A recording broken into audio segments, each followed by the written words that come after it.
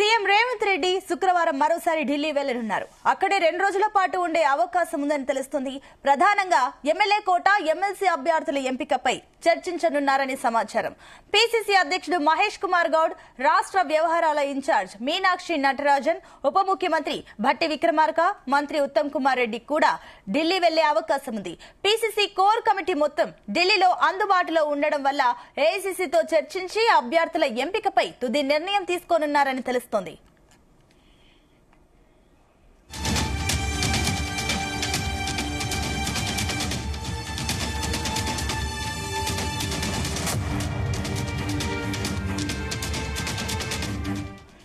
రెడ్డికి ఇదే అంశానికి సంబంధించి మరిన్ని డీటెయిల్స్ మా కరెస్పాండెంట్ సతీష్ అందిస్తారు. సతీష్, ఈ శుక్రవారం సీఎం రేవంత్ రెడ్డితో పాటుగా పలువురు మంత్రులు కూడా వెళ్తున్నట్లు తెలుస్తుంది ఢిల్లీకి. ఏంటి దీనికి సంబంధించిన డీటెయిల్స్? సునీత, రేపు ఉదయం సీఎం రేవంత్ రెడ్డి ఢిల్లీకి మరోసారి వెళ్తున్నారు. అయితే ఈసారి ఇటు ఎమ్మెల్యే కోట, ఎమ్మెల్సీ అభ్యర్థుల ఎంపికపై కూడా ప్రధానంగా ఏఐసిసి నేతలతో కూడా సీఎం రేవంత్ రెడ్డి చర్చిస్తున్నారు. ఇప్పటికే ఇటు టీపీసీసీ కోర్ కమిటీ సభ్యులు కూడా సీఎం రేవంత్ రెడ్డి నివాసంలో 2 సార్లు కూడా భేటీ అయ్యారు.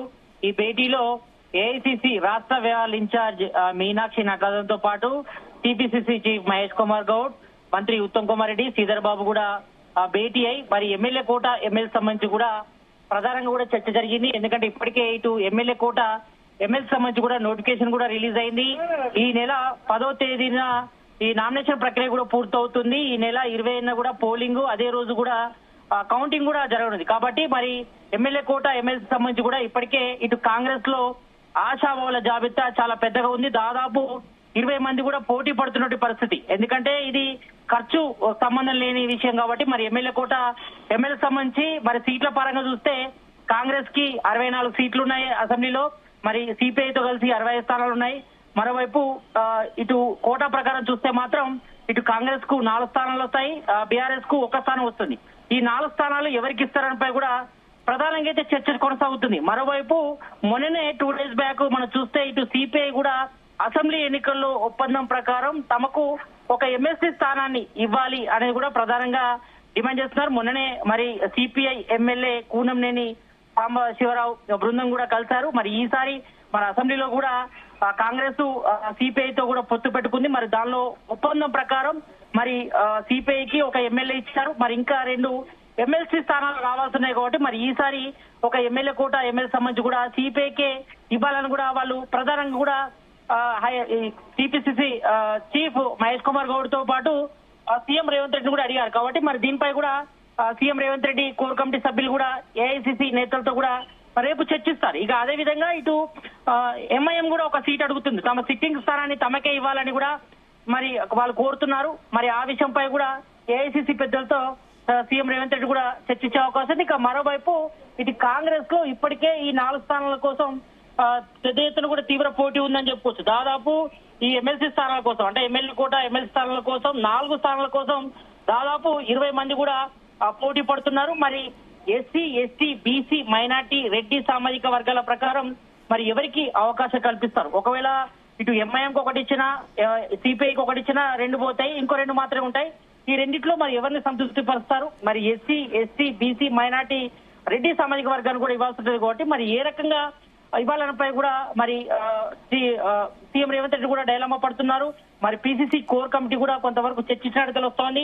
మరి ఆశావాహులు చూస్తే మాత్రం చాలా పెద్దగా ఉంది. ఎందుకంటే ఎమ్మెల్యే కోట, ఎమ్మెల్సీ సంబంధించి మాకు తామకు వస్తుందంటూ కూడా కొంతమంది, ఎంతో మంది కూడా ఆశలు పెట్టుకున్నారు. ఇటు బీసీ గానీ, ఎస్సీ, ఎస్టీ, మైనార్టీ, రెడ్డి సామాజిక వర్గ నేతలు కూడా. కాబట్టి మరి ఎవరికి ఇస్తారన్నపై కూడా ఇటు సీఎం రేవంత్ రెడ్డికి, అటు హైకమాండ్ కూడా కత్తి మీద సాంలా మారిందని చెప్పుకోవచ్చు. మరి ఇప్పటికే ఇటు ఎస్సీ సామాజిక వర్గం నుంచి మాజీ ఎమ్మెల్యే సంపత్ కుమార్ తీవ్ర ప్రయత్నం చేస్తున్నారు. మరి ఈసారి తమకు ఎమ్మెల్యే కోటాలో ఎమ్మెల్సీ ఇవ్వాలని కూడా ఆయన ప్రయత్నం చేస్తున్నారు. ఇక మాదిగ సామాజిక వర్గం నుంచి పీసీసీ ప్రధాన కార్యదర్శి అద్దంకి దయాకర్ కూడా తనకి ఈసారి ఎమ్మెల్యే కోట, ఎమ్మెల్సీ ఇవ్వాలని కూడా ఆయన ప్రధానంగా కోరుకుంటున్నారు. ఇక ఎస్టీల నుంచి మాజీ ఎమ్మెల్సీ రాముల్ నాయక్, అదేవిధంగా లంబాడ నుంచి ఇప్పటికే ఎస్సీ కార్పొరేషన్ చైర్మన్ గా ఉన్నటువంటి బెల్లయ్య నాయక్ సీట్లు కూడా ఆశిస్తున్నారు. ఇక మంత్రివర్గంలో ఆదివాసీకి సంబంధించి కూడా సీతక్క ప్రాతినిధ్యం వహిస్తున్నారు. కాబట్టి మరి లంబాడ సామాజిక వర్గానికి ఈసారి ఎమ్మెల్సీ ఇవ్వాలని కూడా మరి ప్రయత్నం చేస్తారు. కాబట్టి మరి ఇస్తారో లేదో చూడాలి. ఇక బీసీల నుంచి కూడా తీవ్ర పోటీ ఉంది. ఎందుకంటే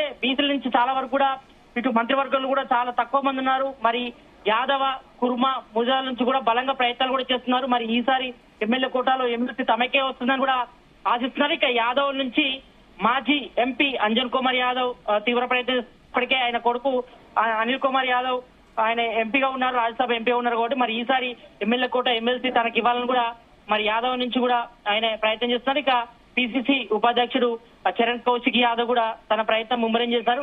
ఆయన కూడా మొదటి నుంచి కూడా పార్టీలో చాలా క్రియాశీలంగా ఉన్నారు కాబట్టి మరి ఈసారి తనకే ఎమ్మెల్యే కోట ఎమ్మెల్సీ ఇవ్వాలని కూడా కోరుతున్నారు. ఇక కుర్మ సామాజిక వర్గం నుంచి మహిళా కోట కింద గద్వాల్ జడ్పీ మాజీ చైర్మన్ సరిత తిరుపతయ్య యాదవ్ కూడా ఆమె కూడా కోరుకుంటున్నారు. ఇక ముదిరాజ్ సామాజిక వర్గం నుంచి మహిళా కోట కింద రాష్ట్ర మహిళా కాంగ్రెస్ అధ్యక్షురాలు సునీతారావు కూడా ఆమె ప్రయత్నం చేస్తున్నారు. మరి మహిళా కోట కింద తనకి ఈసారి ఎమ్మెల్యే కోటాలో ఎమ్మెల్సీ ఇవ్వాలని కూడా మరోవైపు ప్రయత్నం చేస్తారు. ఇక మరోవైపు సతీష్, మరోపక్క చూస్తే కూడా మీరు చెప్తున్నట్లుగా పోస్టులేమో తక్కువ ఉన్నాయి, కానీ ఆశావాహుల సంఖ్య ఎక్కువ ఉంది. అంటే గతంలో ఎప్పుడు పార్టీ ఉన్నప్పటి నుంచి ఉన్న నేతలందరూ ఒక ఎత్తు అయితే కూడా ఇప్పుడు రీసెంట్ గా కాంగ్రెస్ పార్టీ పవర్ లోకి వచ్చాక జాయిన్ అయిన నేతలు కూడా చాలా మంది ఉన్నారు. సో ఇక్కడ ఆశావాహుల సంఖ్య కూడా అంతకంతకు పెరుగుతుంది కాబట్టి ఎమ్మెల్సీ స్థానాలు తక్కువగా ఉన్నాయి కాబట్టి ఏం చేయబోతున్నారు? ఒకవేళ సీట్లు దక్కని వారి పరిస్థితి ఏంటి? వారికి సంబంధించి ఏమైనా కొత్తగా పదవులు ఇచ్చే ఛాన్సెస్ ఉన్నాయనుకోవచ్చా?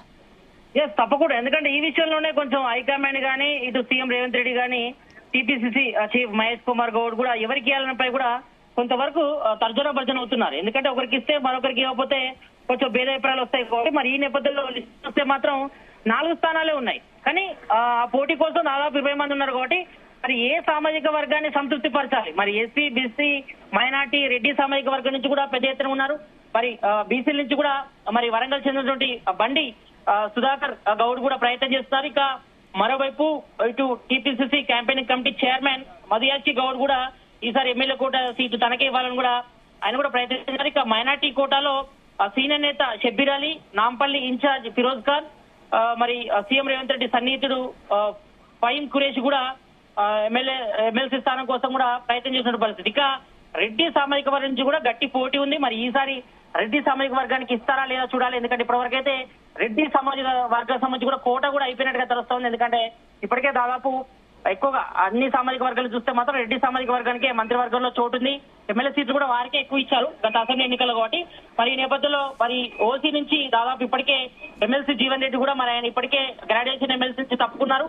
మరి తనకు ఎమ్మెల్యే కోట ఎమ్మెల్సీ ఇవ్వాలని కూడా మాజీ ఎమ్మెల్సీ జీవన్ రెడ్డి కూడా ప్రయత్నం చేస్తున్నారు. ఇక మరోవైపు TPCC media committee incharge Kamaramohan Reddy OC బ్రాహ్మణ కోటాలో కూడా ప్రభుత్వ సలహాదారు అర్కర వేణుగోపాల్ కూడా ప్రయత్నం చేస్తున్నారు. ఇక కమ్మ సామాజిక వర్గం నుంచి కుసుమ కుమార్ సీటు కూడా ఆశిస్తున్నారు. మరి ఈయనకు జగ్గారెడ్డి సపోర్ట్ కూడా ఉంది. మరి కుసుమ కుమార్ మొదటి నుంచి కూడా కాంగ్రెస్ లో చాలా క్రియాశీలంగా ఉన్నారు కాబట్టి మరి ఆయన కూడా ఈసారి ఎమ్మెల్యే కోట ఎమ్మెల్సీ ఇవ్వాలని కూడా ప్రయత్నం చేస్తున్నారు. మరి ఈ విషయంపై కూడా మరి 1-2 రోజుల్లో వీటన్నిటిపై కూడా క్లారిటీ వచ్చే అవకాశం ఉంది. మరి రేపు సీఎం రేవంత్ రెడ్డి ఢిల్లీ టూర్ నేపథ్యంలో మరి ఎమ్మెల్యే కోట ఎమ్మెల్సీ ఎవరికి ఇస్తారు, ఏ సామాజిక వర్గాన్ని సంతృప్తి పరుస్తారు అన్నపై కూడా చర్చ అయితే కొనసాగుతుంది. మరి చూడాలి. 4 స్థానాలు ఉన్నాయి కాంగ్రెస్ కు వచ్చేటి. మరి 4 స్థానాల్లో ఎంత మందికి ఇస్తారు? మరి సిపిఐకి ఇస్తారా, ఎంఐఎంకి ఇస్తారా, లేకపోతే 2 ఓన్లీ కాంగ్రెస్ లో ఉన్నటువంటి పాత నేతలకు ఇస్తారు? ఎందుకంటే మొదటి నుంచి కూడా ఇటు అసెంబ్లీ ఎన్నికలు కానీ పార్లమెంట్ ఎన్నికల ఓడిన వ్యక్తులకు మాత్రం ఇవ్వద్దని కూడా ఏఐసీసీ ఇప్పటికే గట్టిగా చెప్పింది. మరి ఈ నేపథ్యంలో మరి కొత్త వారికి కానీ లేకపోతే మొదటి నుంచి కాంగ్రెస్ లో క్రియాశీలంగా పనిచేస్తున్న వారికి మాత్రమే ఈ యొక్క ఎమ్మెల్యే కోట ఎమ్మెల్సీ స్థానాలు దక్కాలని కూడా కొంతమంది తీవ్ర ప్రయత్నం చేస్తున్నారు. మరి ఈ విషయంపై ఏఐసీసీ హైకమాండ్ ఏ నిర్ణయిస్తూ చూడాలి. మరి మొత్తానికైతే మాత్రం ఇటు ఎమ్మెల్యే కోట ఎమ్మెల్సీ సంబంధించి కూడా కోటాకు సంబంధించి కూడా ప్రధానంగా చర్చ జరుగుతుంది. మరి ఎవరికి ఇస్తారనపై కూడా కొంతవరకు కాంగ్రెస్ లో ఇటు గాంధీ భవన్ వర్గాల్లో మాత్రం కొంతవరకు ఉద్ఘాటన నెలకొందని చెప్పుకోవచ్చు. Right Satish, thank you. సునీత.